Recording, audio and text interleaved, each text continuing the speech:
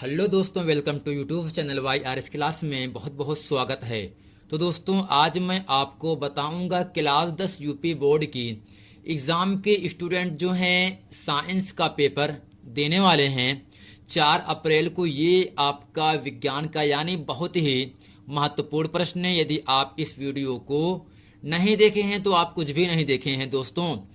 तो यदि आप विज्ञान में 70 में 70 नंबर लाना चाहते हैं तो इस वीडियो को अंत तक जरूर देखें ताकि सभी महत्वपूर्ण प्रश्न आप लोगों को अच्छे तरीके से तैयार हो जाए। तो दोस्तों, यदि आप इस चैनल पर नए हैं तो आप इसे लाइक सब्सक्राइब कर लें ताकि आने वाला वीडियो आप लोगों तक आसानी से पहुंचता रहे। तो दोस्तों, प्रश्न नंबर 1 आपके सामने यहां से कह रहा है, समतल दर्पण की फोकस दूरी होती है। यानी दोस्तों, इस पूरे वीडियो में बहुविकल्पिक के 50 महत्वपूर्ण प्रश्न, इन 50 प्रश्नों में से कोई भी प्रश्न आपसे बाहर से नहीं पूछेगा। जितना हम आपको बताएंगे इसी 50 प्रश्नों में से आपका बहुविकल्पिक का पूछा ही जाएगा। ठीक दोस्तों, यहां से प्रश्न नंबर 1 आपके सामने कह रहा है, समतल दर्पण की फोकस दूरी होती है। दोस्तों, इसका उत्तर क्या होगा आपको याद होना चाहिए। समतल दर्पण की फोकस दूरी दोस्तों जो होता है वो आपका होता है अनंत। दोस्तों, क्या होता है? अनंत होता है। अब दोस्तों, प्रश्न नंबर 2 यहां से कह रहा है, समतल दर्पण द्वारा निर्मित प्रतिबिंब का आवर्धन होता है। अब दोस्तों, आपको यह पता होना चाहिए जो समतल दर्पण होता है आवर्धन बराबर होता है m बराबर v अपान। यानी दोस्तों, समतल दर्पण में वस्तु की दूरी और प्रतिबिंब की दूरी सदैव बराबर होता है। यानी जितनी दूरी वस्तु की दूरी रहेगी उतना ही दूरी रहता है प्रतिबिंब की दूरी, अर्थात v और u आपस में बराबर होते हैं। अर्थात दोस्तों, जो समतल दर्पण द्वारा निर्मित प्रतिबिंब का जो आवर्धन होता है वह दोस्तों 1 होता है। अब दोस्तों, कैसे होगा यहां से? क्योंकि दोस्तों आपको याद होना चाहिए सूत्र आवर्धन m बराबर होता है v/u। अब दोस्तों, समतल दर्पण के लिए v का मान सदैव v का मान सदैव दोस्तों u के बराबर होता है। तो यहां से हम क्या लिख सकते हैं? m बराबर, इस v को ऐसे लिखा जबकि जो u यहां पर है वह v के बराबर है, तो लिख सकेंगे यहां से v, यानी m बराबर v/v बराबर दोस्तों 1 आ जाएगा। दोस्तों, आपको समझना क्या है, समतल दर्पण द्वारा निर्मित प्रतिबिंब का आवर्धन 1 होता है क्योंकि समतल दर्पण में v और u आपस में बराबर होते हैं। अब दोस्तों, प्रश्न नंबर यहां से 3 आपके सामने कह रहा है, किसका दृष्टि क्षेत्र सबसे अधिक होता है? तो फ्रेंड, इसका उत्तर क्या होगा आपका? उत्तल दर्पण। तो यहां से लिखेंगे उत्तल दर्पण का दृष्टि क्षेत्र सबसे अधिक होता है। अब दोस्तों, यहां से प्रश्न नंबर आपका 4 आपके सामने कह रहा है, एक उत्तल दर्पण की फोकस दूरी 10 सेंटीमीटर है, दर्पण की वक्रता त्रिज्या क्या होगी? जैसा कि दोस्तों ये जो प्रश्न है हर एग्जाम में ये पूछा गया है, तो इसमें आपको दिया क्या है दोस्तों? उत्तल दर्पण की जो फोकस दूरी है अर्थात f का मान है वो दोस्तों दिया है 10 सेंटीमीटर। तो यहां से लिखेंगे f बराबर 10 सेंटीमीटर। और दोस्तों, एक सूत्र होता है f और फोकस दूरी में एक संबंध होता है। अब दोस्तों, चूंकि सूत्र क्या होता है? f बराबर r/2 अर्थात फोकस दूरी वक्रता त्रिज्या की आधी होती है। अब दोस्तों, इसका हम तिरछा गुणा कर देंगे अपान 1 मान करके, r इकन्नम r बराबर 2f इकन्नम 2f। अब दोस्तों, यहाँ करते क्या है? 2 गुणे f का मान आपके सामने 10 है दोस्तों, यहाँ पे लिखेंगे 10 दूनी 20। यानी दोस्तों, अगर उत्तल दर्पण की फोकस दूरी 10 सेंटीमीटर है तो दर्पण की वक्रता त्रिज्या दोस्तों 20 सेंटीमीटर हो जाता है। अब दोस्तों, प्रश्न नंबर 5 आपके सामने यहां से कह रहा है, एक गोली दर्पण की फोकस दूरी f और वक्रता त्रिज्या r में अभीष्ट संबंध होता है। यही दोस्तों f बराबर r/2 अर्थात r बराबर 2f एक आपका संबंध होता है। यहां से लिखेंगे r बराबर 2f अर्थात दोस्तों दर्पण की वक्रता त्रिज्या फोकस दूरी की दुगनी होती है या फोकस दूरी वक्रता त्रिज्या की आधी होती है। अब दोस्तों, प्रश्न नंबर 6 आपके सामने इसमें कह रहा है, कौन सा पदार्थ लेंस बनाने के लिए प्रयुक्त नहीं किया जा सकता? तो नहीं दोस्तों, ऐसा कौन सा पदार्थ है जिसको लेंस बनाने के लिए हम प्रयोग नहीं कर सकते हैं? तो फ्रेंड, इसका उत्तर सिंपल सा होगा आपका मिट्टी। मिट्टी, तो यहां से दोस्तों क्या लिखेंगे, मिट्टी। यानी दोस्तों मिट्टी एक ऐसा पदार्थ है जिसके द्वारा हम लेंस नहीं बना सकते हैं। अब दोस्तों प्रश्न नंबर 7वां आपके सामने इसमें कह रहा है निर्वात में प्रकाश की चाल होती है। तो दोस्तों आपको याद होना चाहिए निर्वात में प्रकाश की जो चाल होती है वो होता है 3×10⁸ मीटर प्रति सेकेंड होता है। अब दोस्तों प्रश्न नंबर आपका 8वां आपके सामने यहां से कह रहा है निर्वात में प्रकाश की चाल 3×10⁸ मीटर प्रति सेकेंड है, तो कांच में प्रकाश की चाल होगी।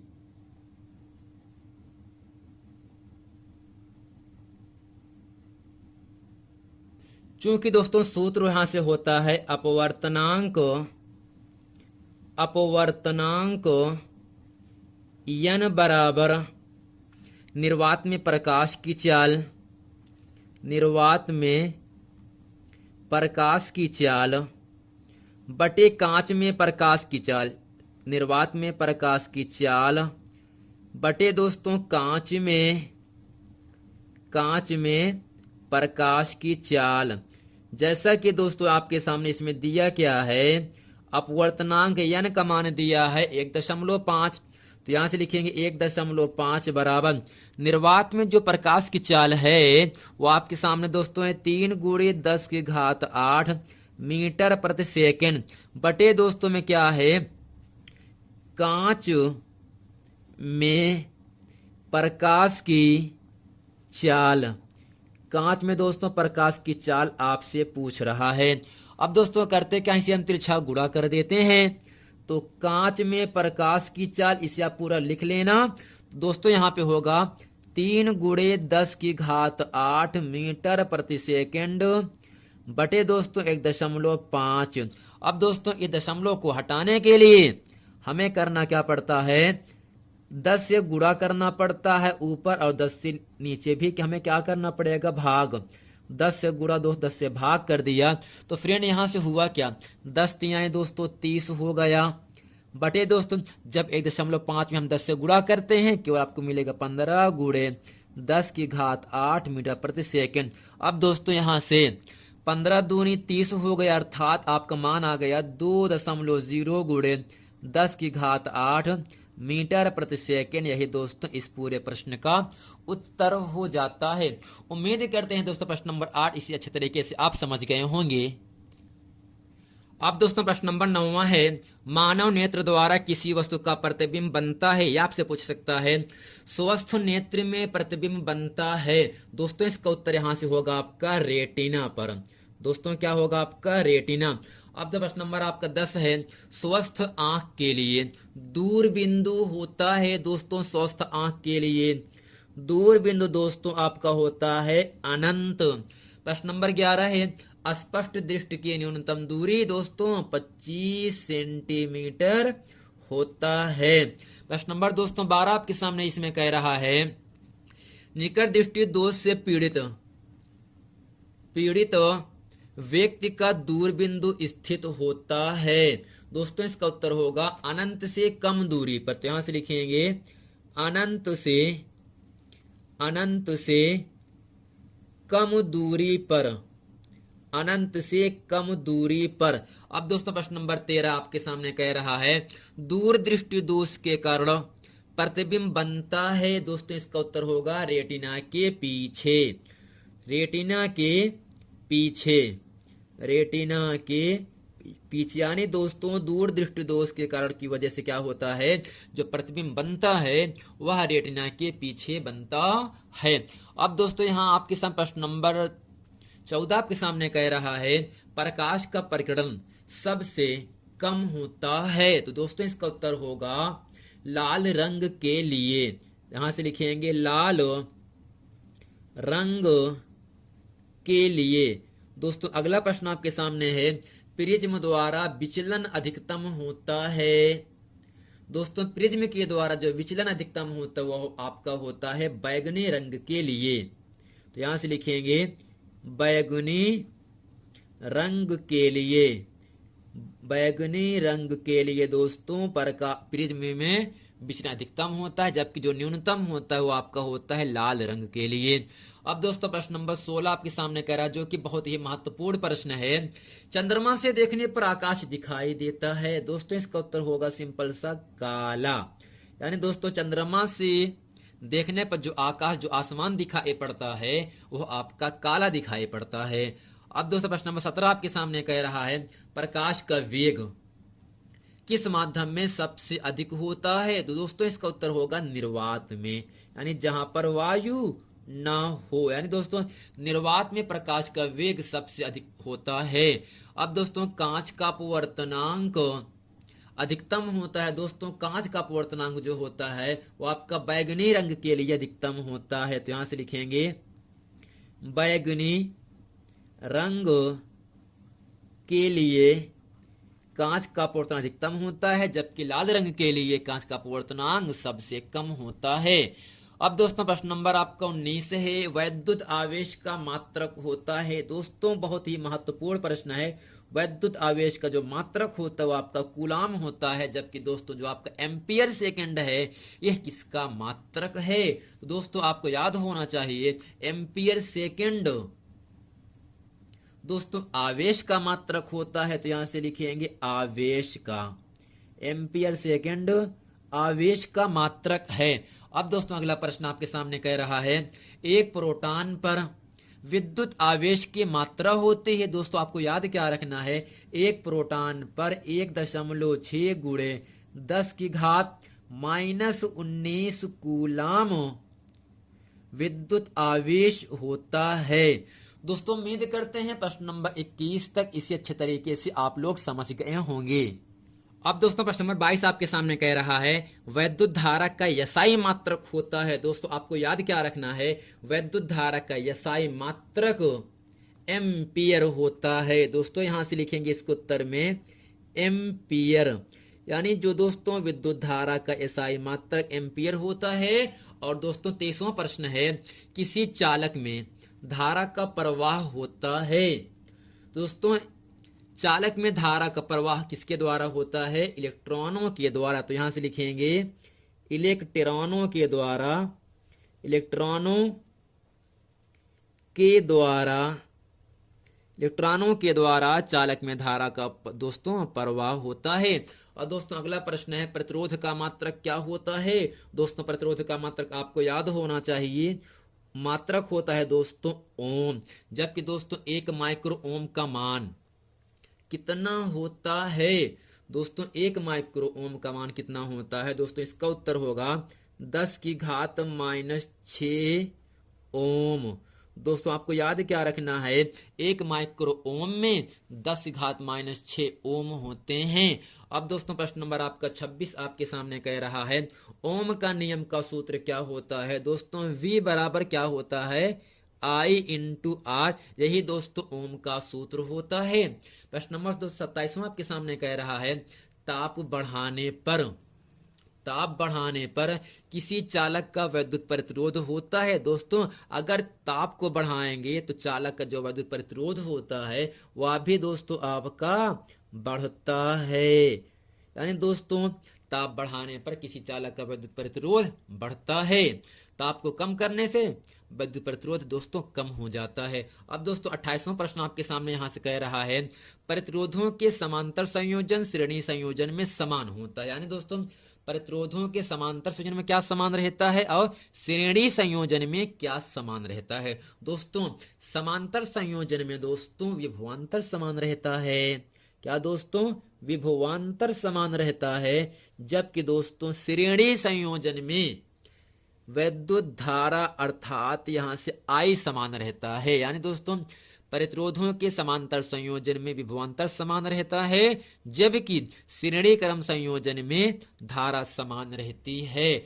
अब दोस्तों अगला प्रश्न आपके सामने कह रहा है, किलोवाट घंटा मात्रक है। दोस्तों यहां से लिखेंगे विद्युत ऊर्जा का, यानी दोस्तों विद्युत ऊर्जा का जो मात्रक होता है वह आपका होता है किलोवाट घंटा।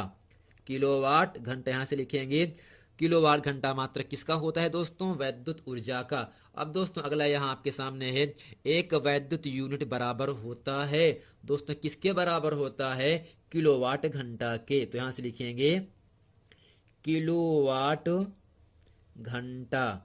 यानी दोस्तों आपको क्या याद रखना है, एक वैद्युत यूनिट किसके बराबर होता है? किलोवाट घंटा के बराबर होता है। दोस्तों उम्मीद करते हैं प्रश्न नंबर 30 तक इसे अच्छे तरीके से आप लोग समझ गए होंगे। अब दोस्तों प्रश्न नंबर 31 आपके सामने यहां से कह रहा है, एक किलोवाट घंटा में जूल की संख्या कितनी होती है? दोस्तों यहां से आपका उत्तर क्या होगा? एक किलोवाट घंटा में 3.6 गुणे 10 की घात 6 दोस्तों जूल होता है। अब दोस्तों एक अश्व शक्ति बराबर होती है दोस्तों, अश्व का मतलब घोड़ा, शक्ति का मतलब ताकत, यानी एक घोड़े में कितना पावर होता है दोस्तों? यहां से होगा आपका 746 वाट, अर्थात शक्ति का मात्रक दोस्तों वाट होता है, अर्थात एक अश्व शक्ति में 746 वाट के बराबर होता है। अब दोस्तों अगला प्रश्न आपके सामने यहां से कह रहा है, बिजली के बल्ब में फिलामेंट लगा होता है।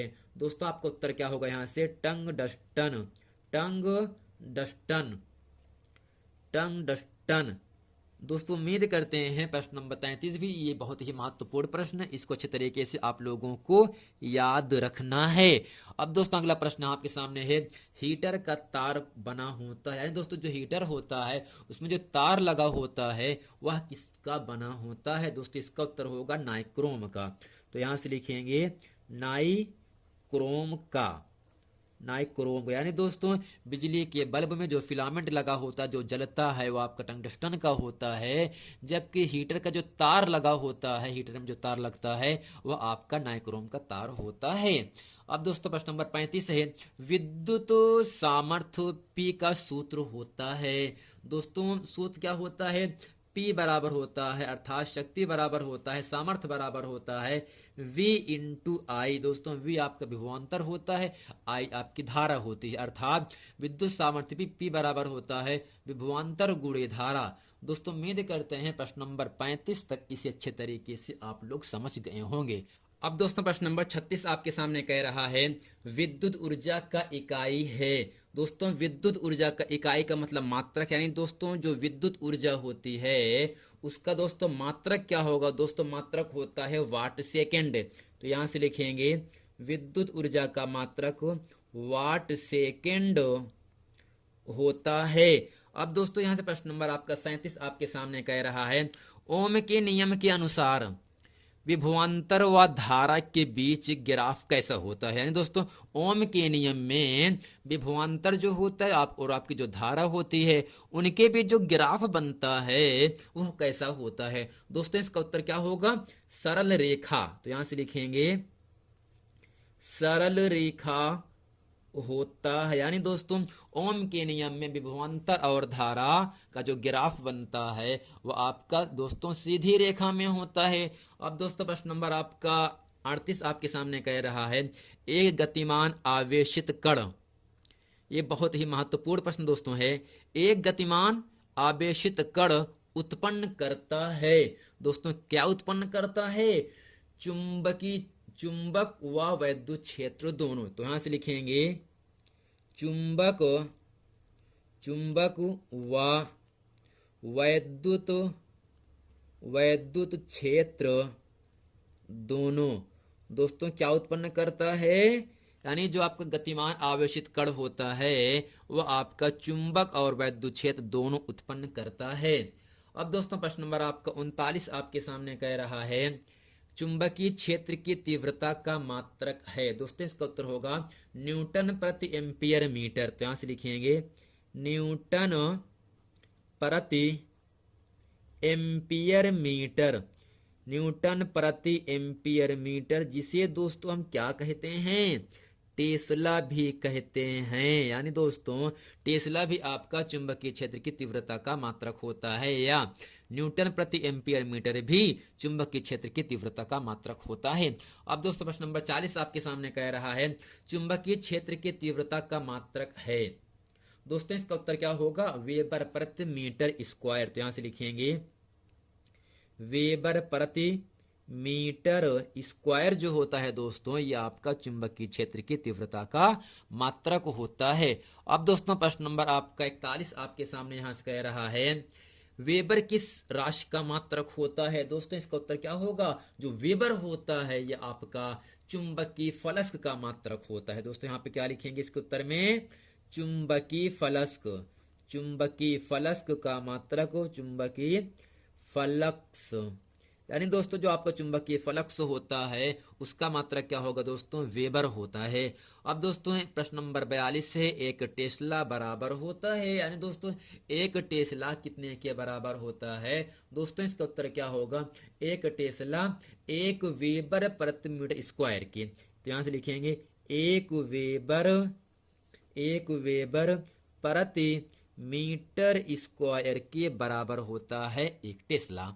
प्रश्न नंबर दोस्तों आपका 43 आपके सामने कह रहा है, विद्युत धारा उत्पन्न करने की युक्ति है। दोस्तों इसका उत्तर क्या होगा, जनित्र यानी जनरेटर। तो यहां से लिखेंगे जनित्र, यानी दोस्तों जो आपका जनरेटर होता है वह विद्युत धारा को उत्पन्न करने की एक युक्ति होती है।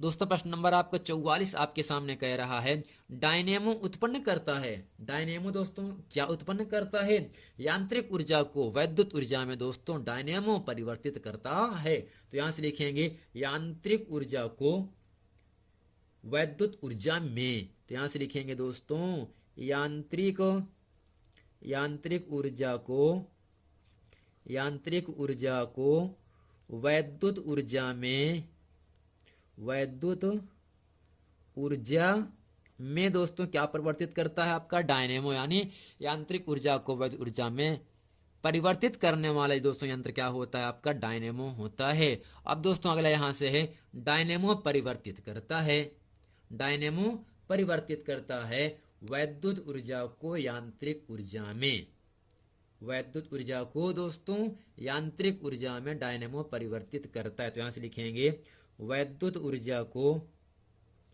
वैद्युत ऊर्जा को यांत्रिक ऊर्जा में, यांत्रिक ऊर्जा में दोस्तों डायनेमो परिवर्तित करता है। अब दोस्तों प्रश्न नंबर 46 आपके सामने कह रहा है, वैद्युत मोटर परिवर्तित करता है।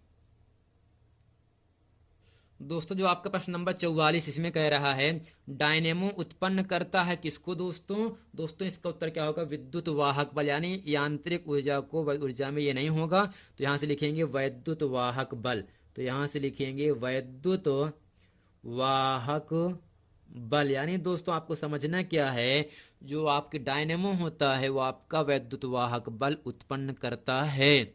अब दोस्तों प्रश्न नंबर आपका 46 कह रहा है, इसमें वैद्युत मोटर परिवर्तित करता है, अर्थात दोस्तों यहां से जो आपका वैद्युत मोटर होता है यह आपका वैद्युत ऊर्जा को यांत्रिक ऊर्जा में परिवर्तित करता है। तो यहां से लिखेंगे वैद्युत ऊर्जा को, वैद्युत ऊर्जा को यांत्रिक ऊर्जा में, यांत्रिक ऊर्जा में।